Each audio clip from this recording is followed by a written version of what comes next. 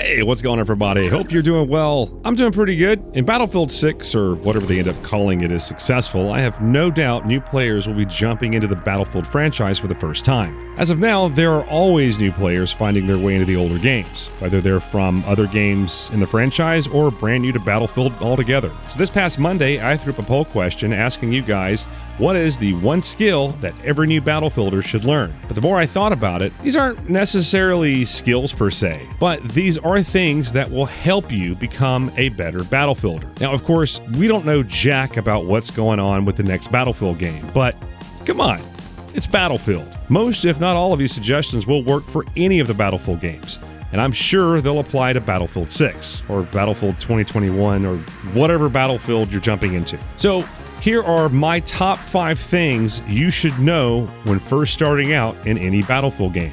Quick side note here, these are merely suggestions.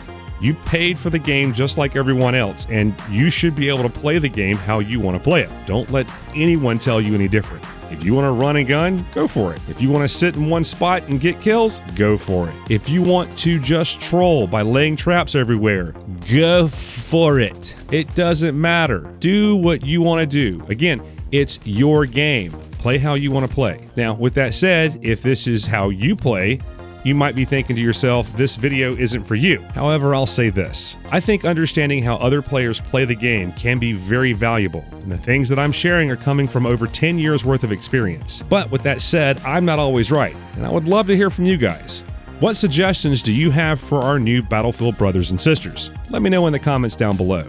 Now, let's jump into it. Starting us off is patience. That's right, patience. Like any new game, it takes time to get a feel for what's going on. Don't be in too big of a rush when it comes to Battlefield either. Take your time, get the lay of the land, see how things flow on each map.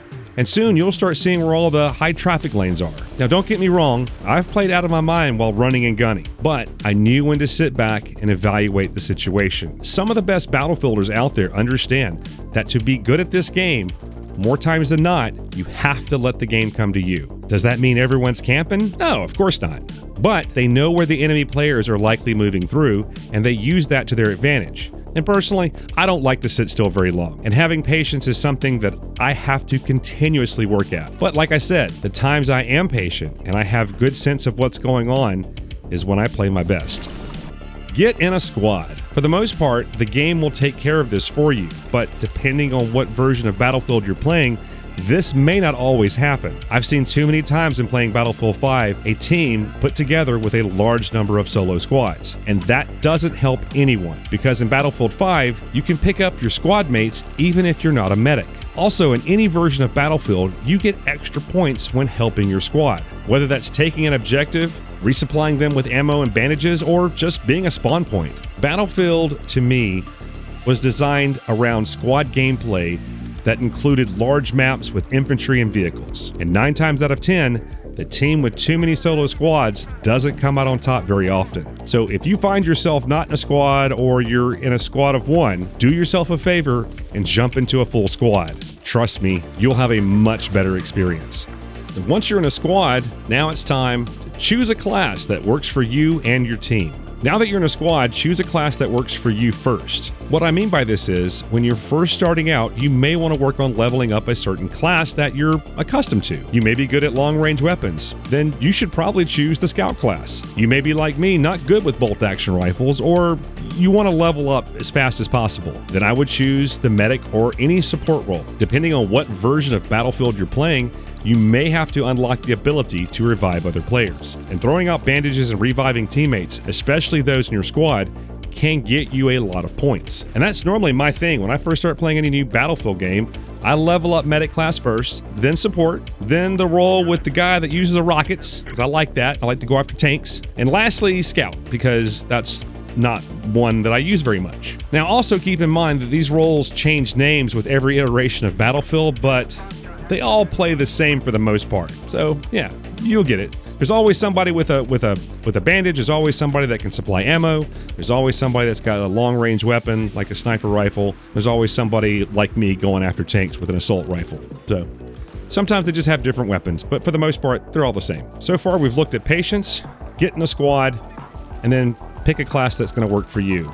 Now it's time to really get to the nitty-gritty, and that's play the fucking objective. As I've said before, Battlefield is about objective gameplay with infantry and vehicles. That means you need to own more objectives than the other team. Now, of course, every game mode is different, but in most cases, every game mode has some form of objective gameplay. Does this mean you need to always be at the objective? Not necessarily. Playing the objective just means that you need to be aware of the objective and help your team defend or attack. Depending on your skill level and what class you play, you may never set foot on the objective. However, with that said, capturing objectives can be worth a lot of points in Battlefield. Not saying it's right or wrong, but in the Battlefield games I played up to this point, you can outscore someone who has triple the number of kills. Trust me, I've done it. You can get to the top of the leaderboard without a single kill by just using a flare gun in this silly video I made a while back. So in a nutshell, Battlefield rewards players for capturing objectives and aiding their teammates, but not necessarily for getting kills. Seems a little strange at times, but you do get a lot of points for getting kills, but you also get a lot more points when you're taking objectives and you're helping out your team. Last but not least, join a platoon. As I've said earlier, Battlefield to me is about squad objective gameplay. And the best way to achieve that is by good communication. Now, I'm not saying you won't enjoy yourself if you're not in a platoon. Hell, in most cases, players are joining their friends that have already been playing this game. But if you're looking to have a more consistent experience, then I would highly recommend finding a platoon that suits your needs. Take, for example, the platoon I'm in, Old Man Army. No, it's not a bunch of old men, but some of us are pretty old. I'm just saying. But they got members that cover the gambit when it comes to age, and they keep the rules simple. Just don't act crazy on the mic.